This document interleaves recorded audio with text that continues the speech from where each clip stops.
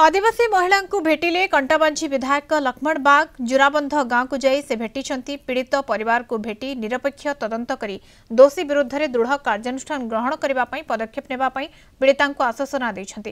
राज्य सरकार लोकों सह अछंती समस्त जाति सहित अछंती बोली से कहछंती। झील प्रति जो भलिया माने से दुर्व्यवहार करिछन तांकू गाली गुलज करी से भिष्टा नहीं करी ताकू खुआबार चेष्टा करिछन तांकर देह सारा लगैछन। एटा गोटे समाज लगी निंदनीय खबर। आउ मैं आशा करूछे कि प्रशासनिक दायित्व रहेला